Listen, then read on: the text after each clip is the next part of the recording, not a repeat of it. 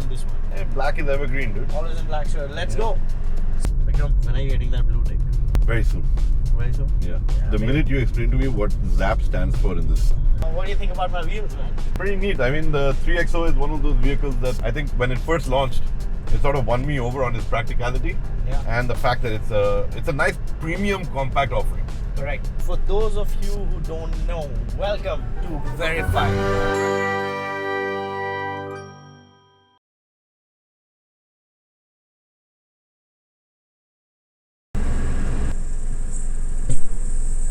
Hey Sid, how's it going? Welcome, Vikram. So, what is it that we're doing? Because you wanted me to hop in the car with you. What's this all about? You gotta first wear the seatbelt.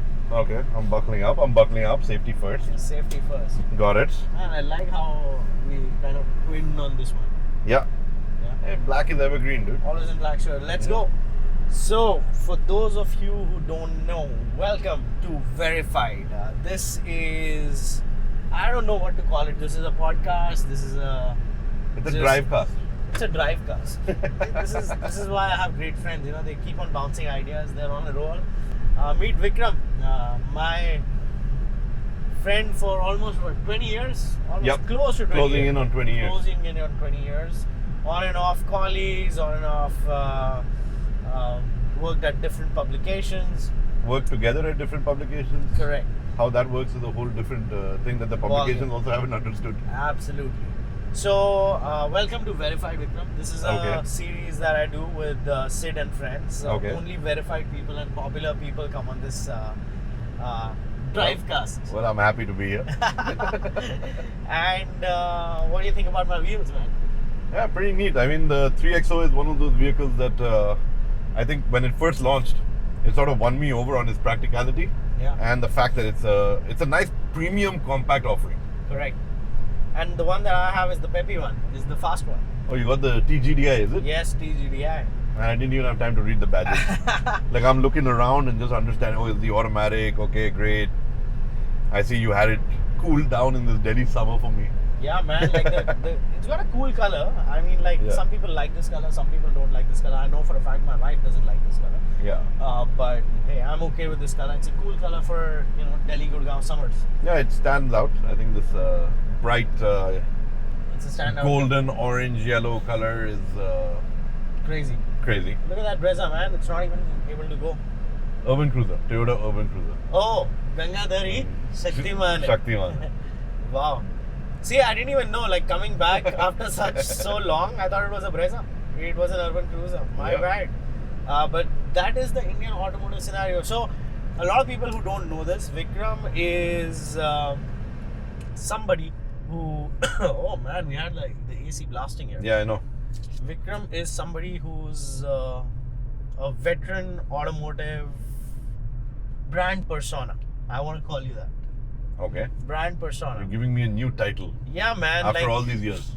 Yeah, I mean, like a lot of people call themselves automotive journalists, I don't know, influencers, content creators.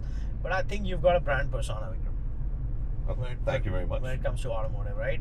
And this is what like people need to understand, that you're going for the Zaddy look.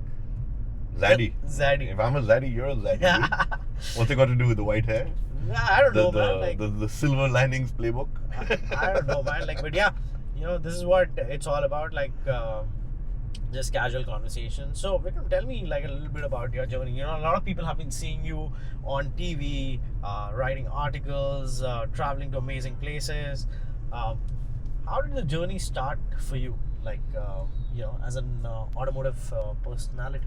Well, the journey actually started as, quite by chance actually. Okay. So I've always been into cars, Mhm. and you know, I've got a great miniature car collection. I've got scale models, over 400 of them at home. Wow. Been collecting them since I was a kid. Mhm. And anybody or everybody you'll meet will be like, yeah, Vicky's just nuts for cars. Okay. Now, passion is one thing. You know, being car crazy is one thing. But when it came to growing up, I did my engineering. I did all of that, and then I had a change of heart. Got into marketing, did my MBA, did all of that. You went the linear way. Yeah. Okay. And I ended up in a PR agency. Wow. Now, long story short, in this PR agency, HR came in one day and they said, look, if you can get someone to join on board, you get a bonus of $5,000. So I was like, Best scheme ever. that's great because my salary is $11,000. Getting $5,000 extra would be awesome. Yeah.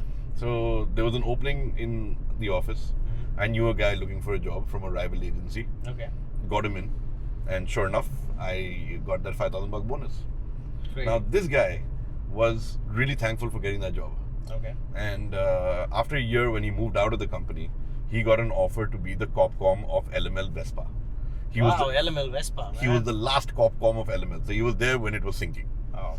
And he was approached by this one gentleman by the name of Shishir Lahoti, Okay. who was the marketing head for Car India at the time. Mm-hmm. And Shishir told this friend of mine that, look, I'm looking for a guy who can write about cars in Delhi. Mm-hmm. So if you know anyone, put me in touch. Okay. So my friend, his name is Kapil, by the way, returning a favor because I got him a job once. Okay. He's like, Vicky, there's this job and I think you're perfect for it. I said, look, I'm in PR.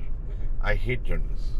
Okay, and why would I ever want to be a journalist? He's like, because he's like, dude, this is your passion, right? You like cars, you know about cars, everybody talks to you about that stuff. And every time a magazine comes out, an Autocar, an Overdrive, whatever it was, you were the first one in the office to always grab them and read them. So he's like, why don't you give it a shot? I was like, what is it? He's like, yeah, this new magazine called Car India. So I was like, sure, man. You want to return the favor? Return the favor. I'll go for the interview. With no hope in hell, I give an interview. Okay. And then I'm told that the editor is coming to Delhi and you're going to get a chance to meet him and he will interview you as well. And based on that, either you get an offer or you don't. I said, Okay. sure, great. The editor that they were talking about was Adil. And Adil, as you know, is the doyen of automotive journalism in the country. Adil is Baba Yaga. He is the man who founded this business, right? That's true. So, If you're in the automotive business and you've never met Adil, yeah, worked with Adil, or had a chance to have a laugh with him, any kind of interaction, eat an ice cream with him, yeah, or drink Coke with him, yeah. yeah, you missed out. I think you're in the wrong industry. You're in the wrong industry. You're in the wrong industry if you haven't done that. Adil sir, we love you. Okay. So, yeah. I get this chance to meet Adil. Now, Yeah. obviously, having read Overdrive and stuff like that, I was like, okay, I'm going to meet this, this real big shot. Okay, and I was nervous. Yeah. But at the same time, I was a little bit of a cocky guy as well. So, I was actually told to meet Adil. He was flying out to Japan and he was passing through Delhi. And it was a Sunday. And I get a call saying that, please go and meet Adil. Okay. I'm like, theek hai. So I'm leaving from home. My mom looks at me. I'm in a t-shirt, jeans, okay, and chappals, Okay. like sandals, Okay. okay, not the Bata slippers, but Nike ACGs. I Typical. still remember them. Okay. And I was leaving the house. My mom's like, you're going for an interview like this? I said, they've called me on a Sunday. She's like, but you want this job? I said, I really do. She's like, and you're nervous about meeting this man? I said, I am. I am. Yeah. She's like, and yet you're going like this? I said, yes. She's like, why don't you wear a shirt and pant? I said, because if I wear that, I'll be even more nervous. I said, at least let me go relaxed. We'll take a call on the appearance later, whether it was a bad call or a good call. So anyways, I show up to the hotel lobby, message Adil that I'm here. He comes down. The first thing he does is, young man, I'm hungry. Let's have a bite. That's Adil for you. I was like, okay. Yeah. So we sit down in the coffee shop. I get a cold coffee, a sandwich. And this became a little bit of a thing, whenever Adil and me were together discussing stuff later on in life, it was always cold coffee for me and a sandwich because it just was Became that a thing. occasion. It just became a thing. Oh, nice. And yeah, so chatted with him for about an hour. And he's like, I'm going to give you a shot. I'm going to get you on board. I'm going to tell HR to get you on board. So I'm going to take a chance on you. And I landed a job at Car India. And here we are. Yeah. That's crazy. 20 years later. Here we are. My question to you: where is Car India now? Well, Car India is still Car India. They're still churning out a magazine every month. So it was part of Next Gen Publishing. Correct. You have Car India, Bike India. So a year after I joined, we launched CV Magazine, which was about the commercial vehicle industry. Okay. I thought that would be like a boring gig. It kind of landed on my plate.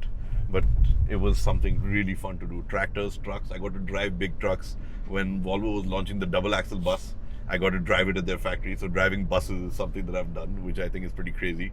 I've driven their massive mining trucks. And that was just a different side of this industry. And you suddenly realize how interesting and how much fun that can be as well.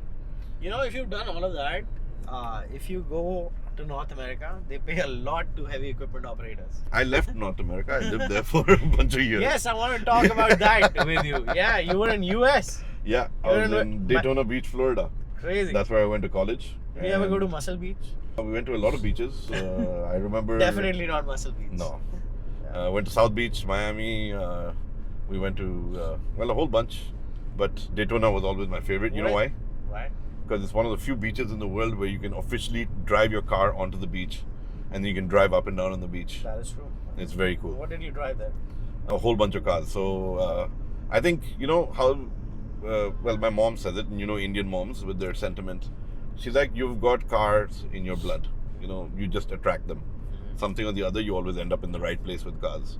Okay. So I showed up in college as a young freshman, fresh off the boat, and I befriended this guy, and he happened to be running a second-hand car dealership. Like every good FOB kid, I got a under-the-table job with him, where I used to hang out at the dealership, go to auctions, pick up cars, deal with customers and everything. So I never owned a car in the US, but I drove everything, including original Humvee as well. So you and I have something in common. We both sold cars in North America. We've both been car dealers. We learned sales first. Yeah. This all came later. This all came later. Very interesting point. But I do believe that you need to own your own car at some point in life, because it teaches you a lot about the responsibility of what and how to respect an automobile. I see it a lot with people who don't own a vehicle vis-a-vis someone who owns a vehicle. And, it's just, I know I'm digressing here a bit, but That's fine. it's just something that I feel is... This is what Verified is all about. Yeah. You can digress, you can do whatever you want to. So yeah, it was fun. Drove a lot of interesting cars. My favorite obviously was a Mercedes-Benz 190E that we had in the lot. For some reason, we couldn't find a customer for a while. So I kept that car with me for a good 6 months. Loved it. It's still one of my most favorite cars. Cherished car. Cherished car. Then a Camaro Z28. Nice. We used to take that. Daytona had an amazing car culture where on Thursday nights, I still remember, there's a Steak and Shake, right down the road from where I used to stay. And behind that, in the parking lot on Thursday nights, it was Fast and Furious. It's where everybody gathered and you did quarter-mile racing. Wow. Extremely illegal. Yeah. I got introduced to it by a bunch of my Arab buddies out there. And we used to go. They still do it, but now they do it in Dubai. Yeah. And we sort of had this impromptu team. So there was Khalifa, Mohammed and me. Okay. And Khalifa had a Lexus LS400. Nice. And Mohammed had a Corvette. And in a race, a Mustang beat him. Okay. Very interesting pairing and something that I did not expect at all. So he was like, how the hell did the Mustang beat me in this, that, the other, everything. And then he got his Corvette tuned up. And he still lost to that Mustang guy again. Crazy. Okay. And then Mustang guy was having a good laugh. How long did this go for? This went on for a couple of weeks. Then one fine day, I go to Mohammed's house and there's no Corvette standing there. There's a brand new Camaro.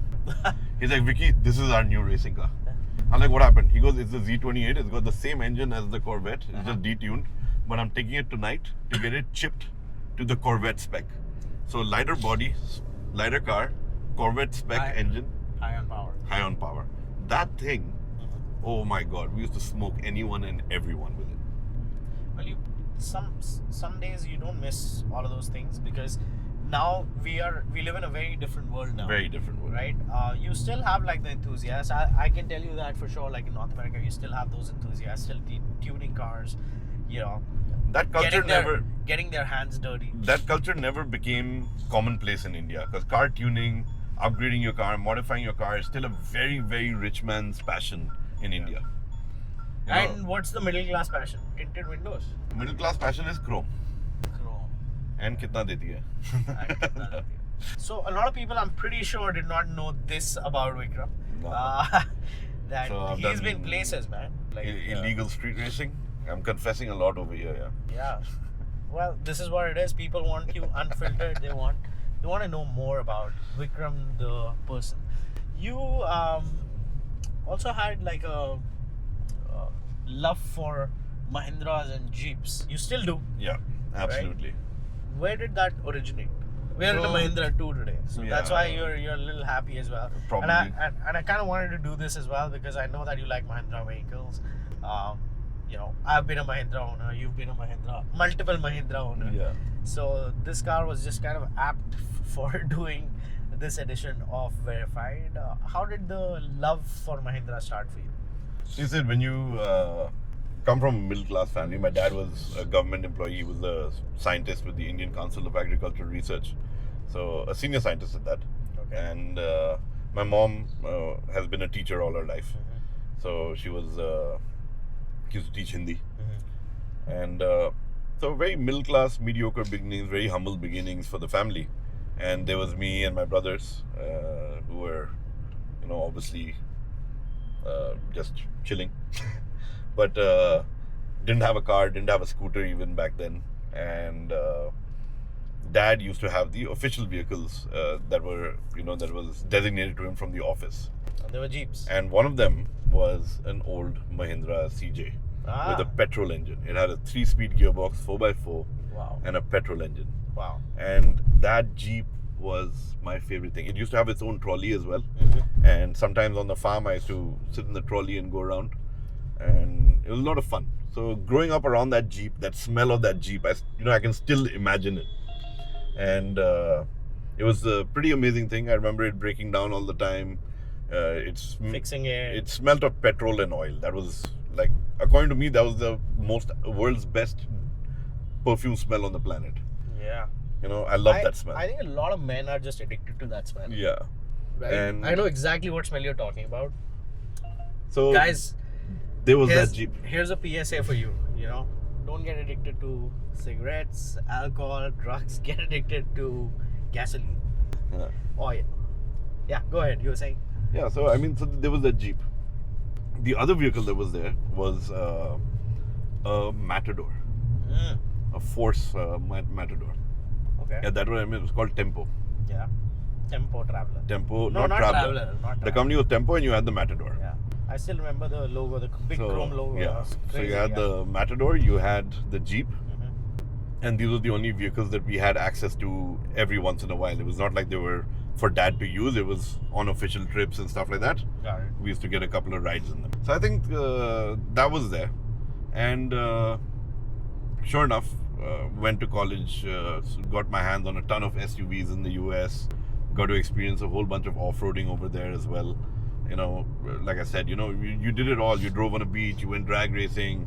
So cars, sedans, sports cars, luxury cars, SUVs. But for me, SUVs always held a special place. So even in the US, I remember I was happiest when we got like a Pajero, or we got our hands on a nice SUV, or like a Jeep Grand Cherokee or a Wrangler. It was always fun. In fact, I also had this Isuzu Rodeo out there.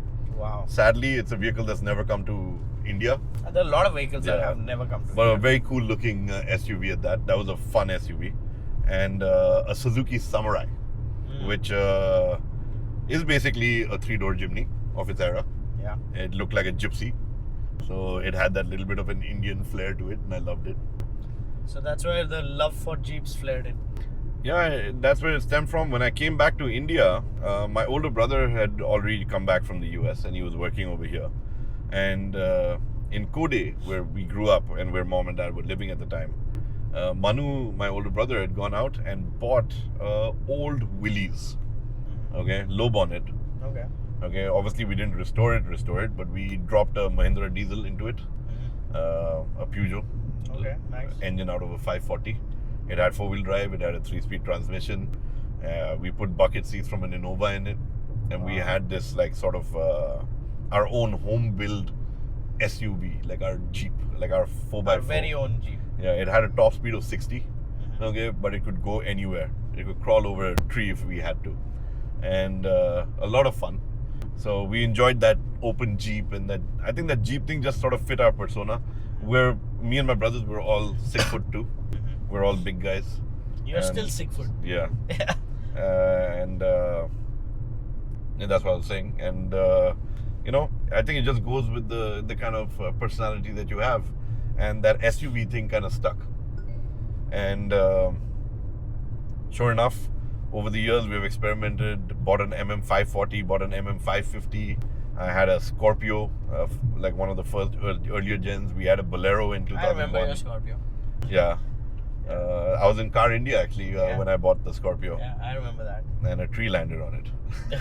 If you find an old issue of Car India, you'll actually see the story where I've written about a tree landing on my Scorpio. That's great. And yeah, I published that. So if you haven't figured out by now, like Vikram is a through and through Mahindra guy, car guy. He's your man. I cheat a little on Mahindra. Yeah, he cheats. I have a side affair going on with Toyota. Yeah. So there you go. There's a Guys, Innova at one point, and currently my fling that's going on Is is a Hilux. this is the Hilux. Yes, we all know about the Hilux. Probably the only automotive brand persona in India to buy the Hilux. Yeah. Not just drive it as a test drive unit. Buy it. Yeah, I think amongst the media fraternity, I think I'm the only one who's gone out and bought one. Bought one. So there you go. So those of you who know Vikram have gotten to know this side of him as well. But if you haven't followed him yet, what's your handle? Go for it. My handle is Codevic, and you can also find me on Motorscribes on YouTube, Yes. which is the official channel. You'll also see a lot of Sid on Motorscribes. Yeah, I So- dabble a bit. Yeah. So yeah, go follow Vikram. You know, his handles down here as well. You talked about you being in Kodai, your love for Mahindras, your love for Jeeps in general, or Yeah. off-roading or SUV vehicles, whatever you want to call it. How, tectonic was a shift for you as a person? Yeah. Let's move a little bit away from the cars. As a person, Okay.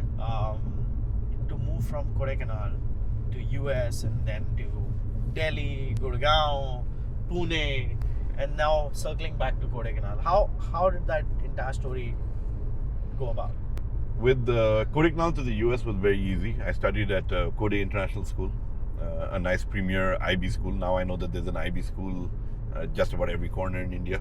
Yeah. At Uh, that but, time, it was the Kodai The IB was school. it was the only IB school, and it was one of the top schools in Asia at the time, and it still continues to have an amazing legacy.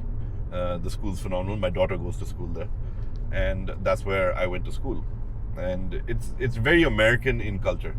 So the accent actually, which I get blamed for a lot, Yeah. It's okay, it man. actually started in Kodai because my teachers were American. I had teachers who were American from grade 1. And you had friends from all over the world. So you had friends from England, friends from the US, friends from Germany. So it was awesome. I've got friends in every corner of the world. I've got a house in every continent on this planet. So that's the way I look at it. Yeah. US was like a natural progression from Kodai. At the time, like I remember graduating classes, about 90% or 95% of all graduating classes used to end up in the US. Okay, in some college or the other. And that's how I ended up in the US as well, to do my engineering. And I was pursuing that, and I happened to be in a field called aircraft engineering technology. Wow, that is something I didn't know about you. Yeah. So I was actually learning how to build planes. I never, in almost 20 years, Vikram always used to say, oh man, like I did engineering. I'm like, yeah man, whatever, everybody in India is an engineer Yeah. these days. But that is so impressive, Vikram. It is. Very recently, I was talking to a friend of mine, and I'd told this friend, I said, my bad luck is good luck. I had come back for vacation and pretty much done with the course, and 9/11 happened. I get a call from a friend saying, dude, if you've not seen it yet, turn on your TV. I'm like, what the hell? So I put on the news, and sure enough, there's a plane flying into the World Trade Towers, right? I'm like, what the hell is this? And there was no WhatsApp, there was nothing back then, so you Correct. can't just be like chatting with your friends in the US. Yeah, I always tell everyone there's a pre-word 9/11 world, there's a post 9/11 Exactly. world. Now we have a pre-COVID, post-COVID as Yeah. well. So here I am in India with, dude, I still had like stuff in the US. Like I still had my clothes and a lot of stuff left back there. Post 9/11, I just didn't go back.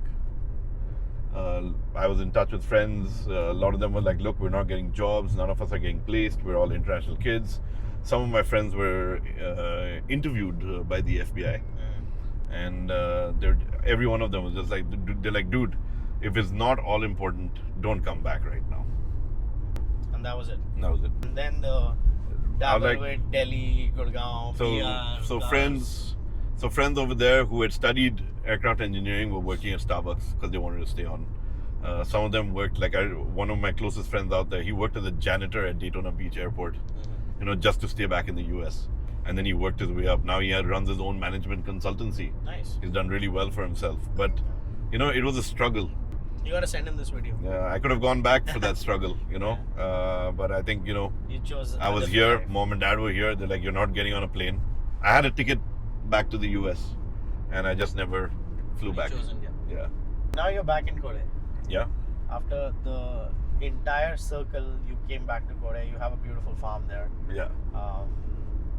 We obviously know about all your cars. We're not interested in the cars anymore. We're interested in knowing how do you spend your Sundays in Korea when you're not filming cars. Ever since I started running my own businesses, Yeah. there's the other farm side business as well. I've lost track of what is a Sunday and what's a Monday. So I But still, remember, like in your free time. I remember days of the month really well. What I'm doing on the 21st or the 25th, but I don't remember because I tell everybody that I work every day and I party every day.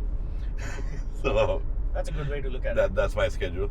But yeah, it's kind of divided between. I've got an office in Koday where I've got my entire edit team set up for Motor Scribes. 3 local boys that are doing brilliant work for me out there, and so I spend some time over there. Do about 2 or 3 nights down at the farm every week. Come down. The farm is just mainly oversight. I'm not actually physically doing a lot of farming myself. We've got a ton of people working for us over there. But it's good fun. Walking around the farm. I owned a tractor for a bit. Also Mahindra. Mahindra, yeah. I was just about to ask you that, yeah. I had that. Used that for a bit. And generally just walking around. We've got a lot of coconut growing. We've got a lot of herbal supplements growing underneath the coconut in the shade. So it's just a very chilled out life. T-shirt and shorts and flip-flops. And a nice chilled beer in the evening kind of lifestyle. I'm going to ask you a stereotype question. Yeah. Do you have a lot of coconut on your farm? We have planted over 550 coconut trees on our farm so far. Nice. And this was quite a few years ago. I mean, about 4 or 5 years ago. So now we're starting to see the coconut. This year we're starting to see the coconut. Nice. Next time we meet, you gotta get me a coconut. Yeah. Is it allowed on a plane? I think in my suitcase I can bring it. If I can carry liquor bottles from Gurgaon in a suitcase, I'm sure I can carry coconuts in a suitcase. Yeah. That's still healthy, right? Yeah. Okay. Excellent. You are also a bit of a celebrity in Koday. No. I am actually rooting that 5 years or 6 years down the line, this interview or this verified episode is going to go viral. Yeah. Because I have this feeling that Vicky is going to contest elections. And I know what Sid's going to say. He wants me to become the MLA. No. No, I don't want to become anything. I just want to say, like, I have a great friend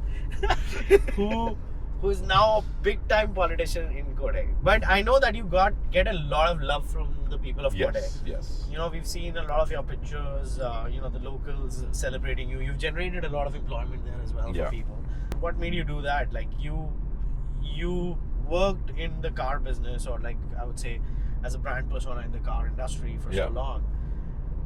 What made you go back, give it back to the community? Like, I know that at some point everybody wants to give back to the community, but what was that trigger point for you?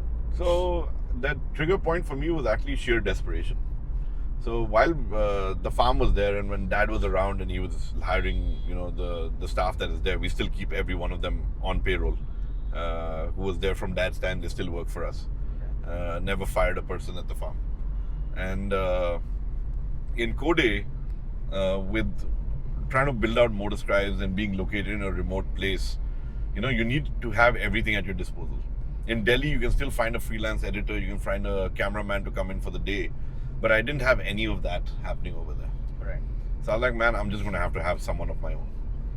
So the idea was to find someone who had some level of skill. As I hunted around, I came across this young lad who was very desperate for a job at the time. And he's like, sir, I can do a little bit of design work, but I've not done anything else you said.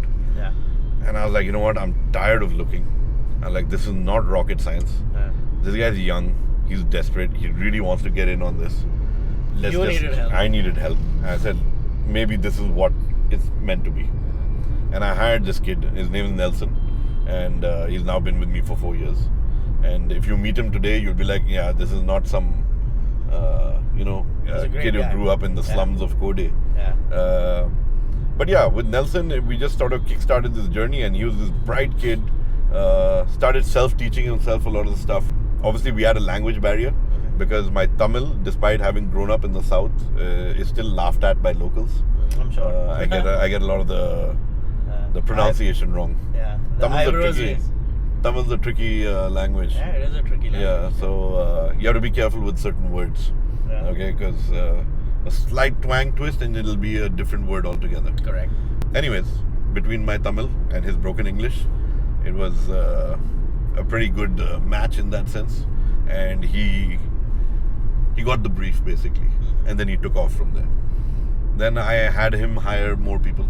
So under Nelson now I've got Azhar and I've got Shafiq, both being trained by Nelson. So now I don't need to go through that entire journey of training them. And I told Nelson, I said, I want to hire everybody coming in from this part of Kode. So there's this place in Kode called Munjikal. It's the old part, and that's where some of the less privileged people live. I said, I want to build out my entire story now, where Motorscribes is powered by these guys. And in Kode, where there's a lack of jobs that are in this sort of space, Correct. It'll be great that Motorscribes can become something of that nature. Blended Media is the company, and build out a complete production unit in Kodaikanal using local talent trained in Kode by a Kodeite, and just have that connect. And that's exactly what we've done. And some of these guys have never seen an airplane before, not seen a 5-star hotel before. All three of them have never left the state of Tamil Nadu in their life. And this year, Nelson's already on his 60th flight. That's crazy. They've traveled now. They've seen far corners of India: Rajasthan, Delhi, Gujarat, Bombay, Pune. And if you travel, that's great education, And right? Like you got that. I see it in them, and how much it's changing them as people, Yeah. and how much they're inspiring their friends to do better. To do better. Change starts with one. Yeah, change starts with one. Excellent. And jokes aside, like great work, Vikram. The hero part of becoming a hero in Kode was, well, it's a joke. I'm not a hero in Kode, okay, but we gave the boys a holiday. So we flew them out to Bangalore, gave them a hotel, gave them passes to this amusement park in Bangalore called Wonderla. Okay. And so these guys went on this all-expense paid company trip, and that news is what spread like wildfire in Kode. Correct.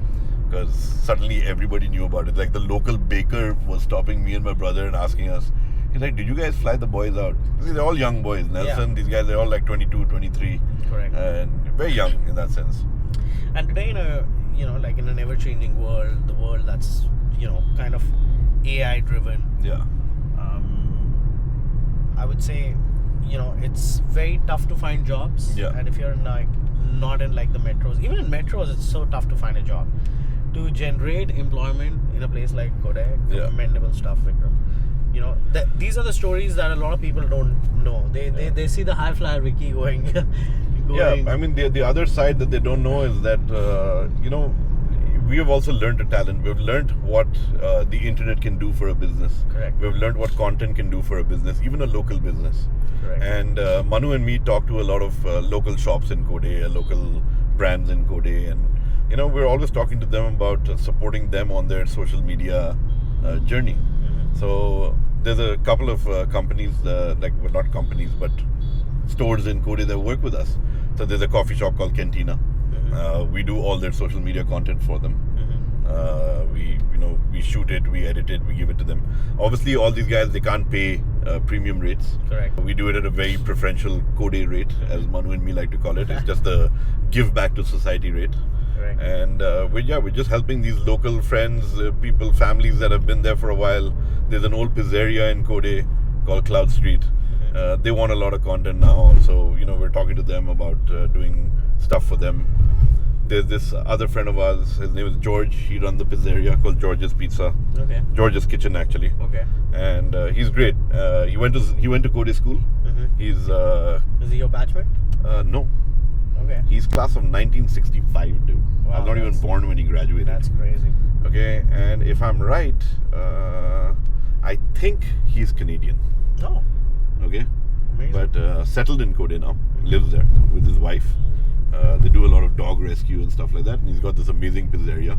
Great guy to hang out with, amazing guy to sit down for a drink with. He's got so many stories, he's really funny. He speaks Telugu fluently Wow. because he spent a bunch of years over there. And even with him, we're constantly dabbling on what we can do in terms of driving a little bit of business his way with media and content and pushing it and teaching them how to use Instagram to deliver walk-ins and do that kind of advertising driven campaigns for them. Right. So that's just another side of what we do. Again, it's a very social side. Do we bill for it? We bill for it just to cover the cost of our boys. It's not So it's really great, it's like things generate within the community and it kind of circles within the Yes. community there as well. Keeps everyone. and I say that goodwill always goes around. Yeah, 100%. Amazing story. How did you have a family, you have a daughter. Yeah. And how did your family take to, moving from a big city like Gurgaon? Most of the people gravitate towards, hey, we'll go to bigger cities, give our kids like better education. I don't know what not. School these days are crazy. Yeah. What made you choose, Kodaikanal as the place to be and, make your kid grow up in that atmosphere? A couple of things, but living in Gurgaon, I enjoyed it. I'm a guy who's happy wherever I am, and I was having a brilliant life over here. It was a great time to be in Gurgaon and Delhi in general. So that was fun. Got married. Life was great. I was working at Times of India at the time with Zig Wheels, and the money was good. Traveling the world, doing all of that, and sure enough, you're having an absolute blast.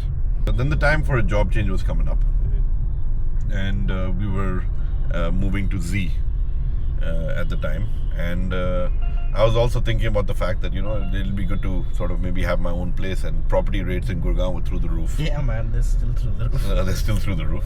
Gurgaon's the new New York. Yeah. Yeah. And a couple of friends of mine in Pune, they're like, man, we have houses in Pune. I'm like, what the hell? You guys aren't even married yet and you guys thought about buying houses. Yeah. I'm like, the thought didn't strike me until my wife said, hey, we don't have our own house. Yeah. So I'm like, okay, let's fulfill this dream. I'm going to buy a house in Pune. And because it's cheap in Pune. Yeah. I'll put it on rent. It can take care of a little bit of my rent in Gurgaon, offset it a bit, not completely, but a bit. And I can get a nicer place in Gurgaon for the same rent that I'm paying right now because the offset. Right. That was the idea. Then visited Pune, all of that, and I said, spoke to my boss, and he's like, you might as well just move to Pune. Yeah.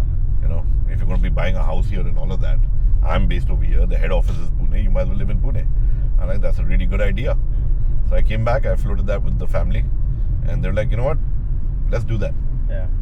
Let's have a change of pace and a change of lifestyle, and let's move to Pune. So I bought a house in Pune. I drove down from Delhi, spent a week house hunting. Started on Monday. On Friday, I'd done down payment on a house. Wow. I drove back to Delhi, and that house was going to be handed over to me in 3 months. So I spent 3 months in Delhi, and then I moved to Pune. Then we were out in Pune for 6 years. And my daughter, obviously my wife wanted to take some time off work. She's a teacher as well. Okay. And she wanted to take some time off work and spend time with my daughter in those initial couple of years. So Pune was wonderful in that sense. And then when it came time for school, it came time for play school, it came time for my wife to get back to work, all of that. Kode has always been there. I've always had my farm over there. Family, mom and dad have always been there, by and large. And so we were traveling up and down all the time. And on one of those trips, the principal of the school, we were having dinner with him, and he offered my sister-in-law a job, and then a year later he offered Nidhi a job. And that was that. And that was that. So we just like, you know what, let's just go back home. Yeah. Obviously for me it was going back home, for Nidhi it was going to a jungle. But I said, Dekho jungle kitna beautiful hai. Let's go. That's a very inside joke. We'll dabble on that one of the Motor Stripes videos someday. Yeah. So Nidhi got a job in the school. Yeah. My daughter got admission in Kode school. Yeah. So she's studying in my alma mater. I can't be happier. Yeah. And yeah. That's now amazing. she's sharing the same journey that I grew up with. A Excellent. beautiful hill station, very safe. We actually live on the school campus because my Nothing better wife than that. works at the school, so she gets school housing. And my daughter can walk to her classroom from the house. That's how close we are. It's a Excellent. closed campus. It's safe. There's staff. There's watchmen. Code by and large is safe. Correct. So And less polluted yeah. Oh, the AQI in Code is 1. is one. Yeah. So that's the place to be. Yeah. All right, Vikram, this was amazing. You've had a crazy journey Yeah. in the media sphere. You are that brand persona when it comes to automotive. Thank you so much for sharing your story with us. My final question Yeah. to you is, where do you see the content going? A lot of these people, Yeah. when I came back, journalism was kind of dead. I wouldn't say it's dead, but it's like very polarized. It's in a different sphere altogether. You see a lot of creators come up. You see a lot of influencers come up. Yeah. There's a lot of mudslinging here and there as well within creators, within journalists. Yeah. Where do you see this entire content business going? Like, do we as humans here, especially here in India, are we just enjoying this tragedy of misinformation, of influence, of brand building? I don't even know what to call it. Like, where do you see this entire content game going? See, I think the content game is now shifting to the individual. And the reason I say this, and I didn't, if you asked me this question 6 months ago, Yeah. I didn't have an answer. Okay. But today I will say that it's shifting to the individual. Because it is about how you present your information. It's about the nature that you want to build your information base out on. Do you want to build it out on fact? Do you want to build it out on entertainment? Do you want to build it out on just targeting a certain strata of society? You've got a lot of choice now. But the argument that what is media? Media has constantly redefined itself over the ages. When we started out, print was everything. Correct. Then print and television was the two bits of media. We couldn't think of a third angle. Correct. Right? Nobody really gave a lot to radio at the time. But Yeah. radio was the big thing before everybody could get a TV set so easily. Correct. Right? TV is what sort of phased out radio to a large extent and made it entertainment. Radio also had a comeback. Yeah, radio had a comeback. But it was primarily your music and all, right? Who was listening to the news on the radio anymore? Nobody. But I remember my grandfather listening to cricket matches on the radio, Correct. right? Yeah. But TV replaced that. It gave better access, it gave you a visual access. Then came along, print had its own place. Then came along the internet, websites. I remember a car manufacturer once, the Copcom, telling me that, Vikram, but the internet is not credible. And I put a napkin in front of him and my phone in front of him, and obviously a black screen and a white piece of paper. Yeah. I said, what's more credible? Yeah. I said, how can you decide credibility based on texture of a medium? I said, credibility is the words on that medium. Credibility is the name behind the words on that medium. Correct. Now, whether I write on a piece of paper or I write on a website, it's Vikram Gore writing it. It's Siddharth writing it. It's Adil writing it. Right? So how can Adil or Vikram or Siddharth or any one of our other friends be credible on paper and not credible on a website? True. I said it's the person. Correct? No, but there's so much this, there's so much that. I said, okay, forget it. This is a battle I can't win right now. Yeah. So I shut up and I let it go. Only time will tell. Only time will tell. And I remember that a lot of people put down websites and this is lousy and everything. But then the website scene exploded. Yeah. Right? You started getting more views. You started getting more reach. A magazine on a good day Yeah. would claim, and I say like a serious claim. There's no way of even verifying it. Right? Is 1 lakh viewers or readership, and that is that they've sold 25,000 magazines, and one magazine is read by a minimum of 4 people because you left it at a dentist's office and therefore it got read by many. But a magazine, even if I say that I agree with that number, I'm not even going to challenge that number. Yeah. Can that magazine owner tell me that my story was read? On page 36, did you read about the Volkswagen? No. On page 38, did you read about the Mercedes-Benz? Yeah. You can't guarantee that. You could guarantee that 1 lakh people picked up your magazine. Yeah. Did they even read it? Yeah. Or they just saw pictures. Exactly. Yeah. But on a website, I could tell you how many people have read it, how many people have clicked on it, So what how many boys read it, how many girls read it, what age group read it, So from where in India they read it from, which state they read it from. So you think it is a persona driven? Yeah. And now in today's day and age, even more so. Okay, we have now moved to social media, short format content. The content explosion is through the roof. Correct. When I started my career, I had to write 3 articles a month. Right? In the last 24 hours, I've shot 7 videos with you. That's crazy. Okay, and that's long format. Forget the reels. Correct. If we add the reels in there, you and me have created More content. over 40 instances of content in less than 48 hours. True. Okay, and this is with us still taking time off to chill and chat and drive around, Do verified. and do all sorts of things. And see, that is the reason, Vikram, I said that you are a brand persona. And when you come, and now this credibility part that was asked of me all those years ago, right? Why am I saying there's the individual?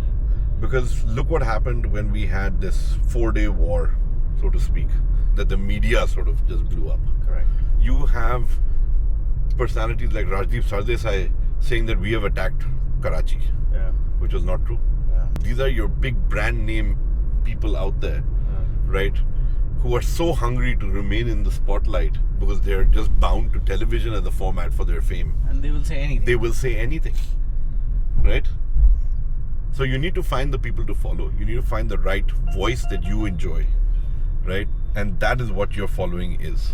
Now, if I've got 1 lakh people who follow me on Instagram, for example, Yeah. I currently don't, but Yeah. as an example, you know, or 1.5 lakh people who follow me on Motorscribes, which they do, right? That's a good audience, man. That's a guaranteed audience. That's an audience that's engaged. That's people I can talk to. They enjoy the voice that you bring to them, and they're respecting you for what you have been Yeah. telling them all these years. Right. You cannot mess with that. Now it's on me to continue that voice. Right? I can't just start doing comedy roles and, you know, giving out faff and putting out a story like, you know, how we had 10 years of the Jimny launching every year until it finally did. And we You know? forced it. We Yeah. put it out in the universe that Yeah. this should happen. We reported the Jimny launched when the Jimny launched. Yeah. That is the voice that we come with. And that's what we have chosen as our voice. You know, we want to tell brand stories. We don't want to just tell the review. You've got a product, what do you want to do with it? Take a GLC on a road trip, Yeah. right? Enjoy motoring is what we want you to do, Joy with your family. right? And you know, that's where the joy is. The joy is in driving the vehicle. The joy is in being behind the wheel of the vehicle. And that's what the Motorscribe story is, what I wanted to eventually grow into and become big. It's still a baby. Well, it will eventually be there. Yeah. I have been a part of your journey as well. You have been a big inspiration of this journey, and Thank you've you. been a massive support of this journey. You're too kind, man. No, Like, dude, there have been times when I was down and out and struggling, and you were just like, dude, just don't give up, man. no, You that's, got this. Keep at it. You don't have a cameraman, you don't have anything. Come make a video with me. Be on my channel. Keep your presence going. You've done all of that for me, and those are things that I'll never forget. No, but it was like, see, you know, you can only like enable, right? Like how you're doing with your people in Kodak as well, right? And that's what it's all about. It's all about like giving back Absolutely. to the community. But great, Vikram. This has been great. I hope you liked being driven around Absolutely. for For a change. for a change on Verified. What do you think about this format? I think it's very neat. I think it's a fun chat to have. Yeah. I don't think I've been this candid before for anything. No, not even a job interview. Nice. So, So there you go. Follow my friend over there, Kodak Vic, on Instagram. If you haven't subscribed yet, go subscribe to his YouTube channel, Motorscribes. Great motoring content over there. Great personality as well. And he has this thing going on at Motorscribes. If you write a comment to him, he personally replies to it. No bots, no social media manager. No. He himself personally replies back to you. Yep. So there you go. What did you think about this edition of Verified? Let us know in the comment section of this video. More friends of mine will be joining me over here. Vikram, when are you getting that blue tick? Very soon. Very soon? Yeah. Yeah, The maybe. minute you explain to me what ZAP stands for in this. That is $1 million question. But yeah, man, this has been great. Awesome, and thank you for having me on the show. Excellent.